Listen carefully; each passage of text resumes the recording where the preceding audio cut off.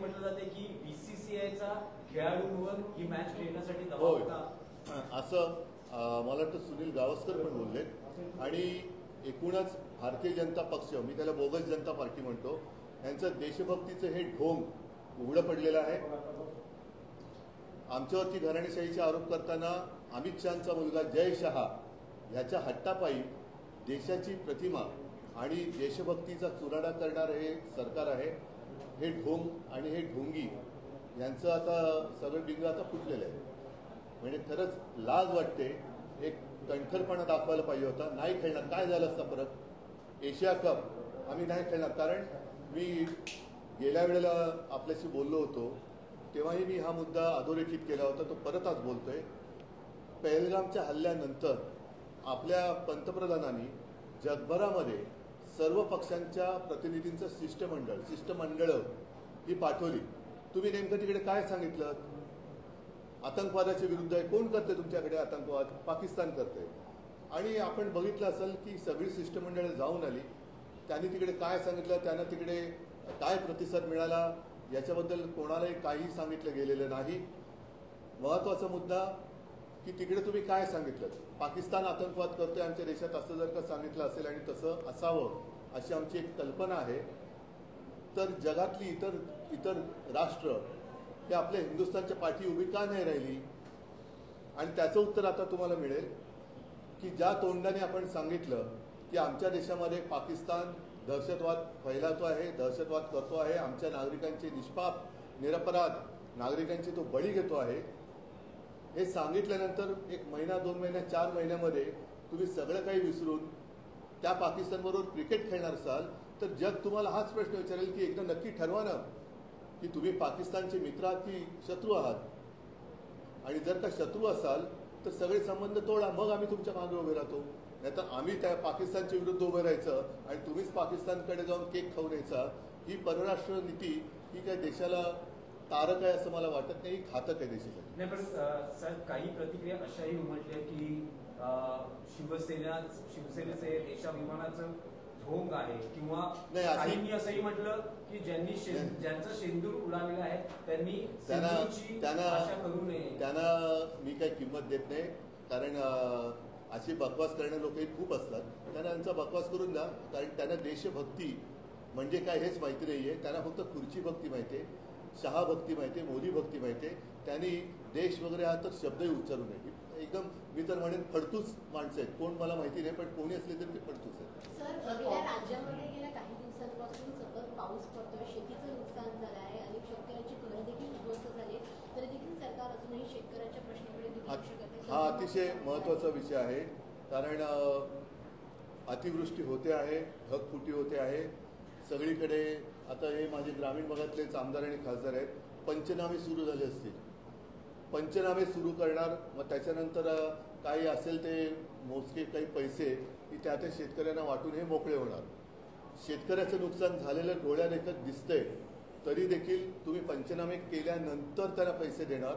माझं तर म्हणणं असं होतं की या सरकारने पंचनामे जरूर करावेत, करायलाच पाहिजेत. पंचनामे करून नुकसान भरपाई ही द्यायला पाहिजे, पण तातडीने सरसकट एक काहीतरी किंमत, काहीतरी रक्कम ही शेतकऱ्यांना द्यायला काय हरकत होती? याचं कारण असं की देवाभाऊ या नावाने तुम्ही करोडो रुपयांची जाहिरात करताय, करोडो. त्याचा पंचनामा कोण करणार? की पैसे आले कुठून, पैसे दिले कोणी, कशासाठी जाहिरात केली?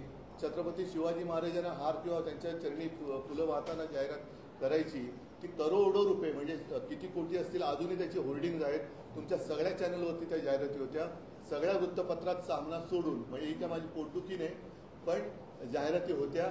हे करोडो रुपये तुम्ही एका दिवसासाठी आणि एका माणसासाठी जर का उधळत असाल तर ते करोडो रुपये माझ्या शेतकऱ्यांना तुम्ही पहिल्या प्राथमिक मदत म्हणून दिली असती तर काय झालं असतं? काय बिघडलं असतं?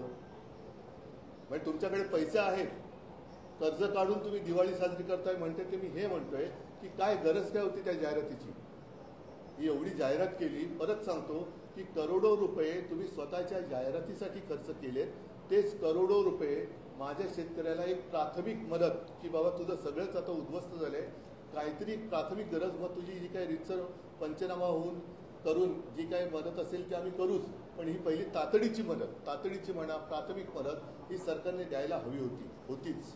उद्धवजी, तुम्ही देवाभाऊ जाहिरातीचा उल्लेख केला, तर काल शरद पवार त्यांच्या पक्षाच्या कार्यक्रमात असं म्हणाले की देवाभाऊ, देशाच्या लगत जे काही घडतंय, विशेषतः नेपाळमध्ये जे झालंय, राज्यकर्त्यांना तिकडच्या घालवून दिलं जनतेनं, तर या घटनांमधून काही शहाणपण शिका. सगळ्यांनीच तो शहाणपण शिकण्याची गरज आहे. केवळ आपल्या मुख्यमंत्र्यांनी नाही तर पंतप्रधानांनी सुद्धा आपल्या आजूबाजूला बघायला पाहिजे. कारण परत त्याच मुद्द्यावरती मी येईल. बांगलादेशीयांना आम्ही हाकलून देणार, त्याच बांगलादेशांबरोबर तुम्ही क्रिकेट खेळताय. त्याच बांगलादेशमध्ये जेव्हा बंड झालं तेव्हा इथे बांगलादेशी चले जेव्हा म्हणतात आणि बांगलादेशच्या परच्युत पंतप्रधानांना राष्ट्रपतींना तुम्ही इकडे सहारा देताय. आता नेपाळमध्ये हे घडलं, पाकिस्तान तर कारवाई करतोच आहे, चीन तर टपून बसलेलाच आहे. मग तुमचं नेमकं आहे चालले तरी काय? कारण सर्वसामान्य माणूस हाच शेवटी क्रांती करत असतो, नेते नाही करत, सर्वसामान्य माणूस करतो. त्याच्यामुळे हे जे काही धडे आहेत, पुढच्याच हेच मागचा शहाणा ही आपल्याकडे म्हण आहे, या सगळ्या राज्यकर्त्यांनी लक्षात घ्यायला. सर, आपण जर पाहिलं तर आता काही जे शिंदेकडे गेलेले जे नगरसेवक आहेत ते पुन्हा आपल्या पक्षामध्ये येण्यासाठी इच्छुक आहे. त्यांच्यासाठी तुम्ही काय त्यांना घेणार आहात परत का काही दिसेल, येत्या काही दिवसात दिसेल. पंतप्रधान नरेंद्र मोदींचा उद्या वाढदिवस आहे.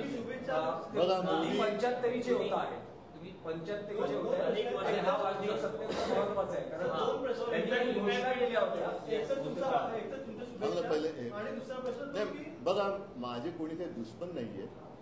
पंतप्रधान मोदी सुद्धा माझे काही दुश्मन नाही. ते मला मानत असतील, मी त्यांना दुश्मन मानत नाही. राजकारण आहे, पण ज्या पद्धतीने ते शिवसेना खतम करायला निघाले, हे राजकारण सहन कोणी करू शकत नाही. आणि तरी देखील त्यांच्या मनात पाप जरी असलं तर मी मात्र त्यांना शुभेच्छा देतो की लवकरात लवकर आपल्याला नाही म्हणजे सगळ्या गोष्टीचं आकलन व्हावं आणि चांगला कारभार जे काय आता पुढची काही वर्ष त्याच्यात करावं. 75चे होत आहेत, काही भूतकाळात घोषणा केल्या होत्या RSS अशा भूतकाळामध्ये बऱ्याच काही आता अशा आठवणही करून दिली होती. भूतकाळामध्ये अनेक त्यांनी गोष्टी केल्या होत्या. त्या सगळ्या घोषणांची भूतं आता त्यांच्या मानगुटीवर बसले. शेतकऱ्यांची कर्जमाफी ते बोलले होते, 15 लाख रुपये येणार होते, स्मार्ट सिटी बोलले होते. या सगळ्या भूतकाळातल्या घोषणांची भूतं ही आता त्यांच्या आजचे दिन आहेंगे. त्या भूतकाळाच्या घोषणांची भूतही त्यांच्या मानगुटीवरती आता बसली. उद्धवजी, एकच प्रश्न आहे की तुम्ही गेल्या आठवड्यात मनसे अध्यक्ष राज ठाकरेंना भेटला, जवळपास 2.5 तास तुम्ही एकत्र होता. असं कारण दिलं की तुम्ही मावशीची तब्येत विचारण्यासाठी विचारपूस करण्यासाठी गेला होता. आता तुमचा नेमका काय प्रॉब्लेम काय? गेलो तरी प्रॉब्लेम, नाही गेलो तरी प्रॉब्लेम. प्रॉब्लेम हा आहे की दोन आता मी गणपती एकमेकांना भेटतात, राजकीय चर्चा होते. आता गणपतीला मी गेलो होतो, त्यांनी बोलवलं, माझ्या वाढदिवसाला तो आला होता. गणपतीला गेलो होतो, मी किती मोदक खाल्ले सांगितले?